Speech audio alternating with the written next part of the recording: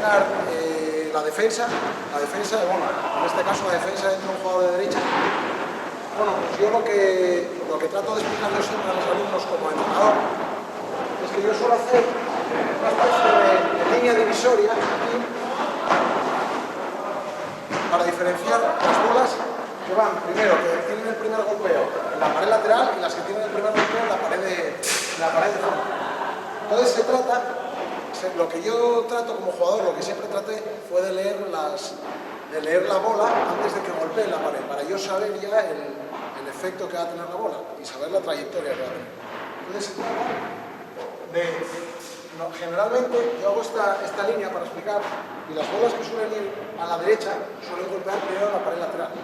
Yo suelo ir en la pared lateral y lo que siempre suele hacer la bola, no siempre, siempre, es pared lateral, pared de fondo, o sea, abrir, la bola se abre. Entonces aquí hay dos opciones, o bien abres y sigues la bola y sales de derecha, aunque pierdes un poco la posición, ¿no? Porque luego al quedarte aquí, si juegas una bola fácil, la juegan aquí y te ganan normalmente.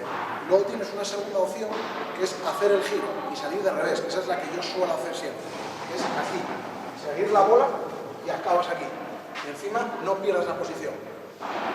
Y luego, eso son cuando las bolas golpean hacia esta zona, ¿no? La línea divisoria esta que hice, hacia la derecha, cuando suelen abrir. Luego está la bola que golpea hacia aquí, ¿no? O sea, de la línea para allá, a su izquierda. Y golpea en la bola de fondo y luego en la bola de pared. ¿Cuál es el principal fallo que suele tener la gente? Pues que trata de golpear la bola en la trayectoria entre que da esta pared y que da aquí, que hay un espacio muy pequeño y no puedes meter la raqueta. La gente siempre intenta sacarlas aquí. No sé si me explico. Le da aquí y luego aquí. La gente intenta darla aquí. Y vienen muchos fallos. Que golpean contra la pared lateral y que no hacen lo que tienen que hacer. Yo lo que trato de explicar siempre aquí, la bola viene aquí, ¿no? Entonces tú te separas de la bola, dejas que golpee en la pared de fondo, sigues la trayectoria, golpea en la pared lateral, luego vienes aquí y es cuando tienes que efectuar el golpeo, después de que da la pared lateral. Y eso es lo que suele fallar siempre la gente, pero golpea.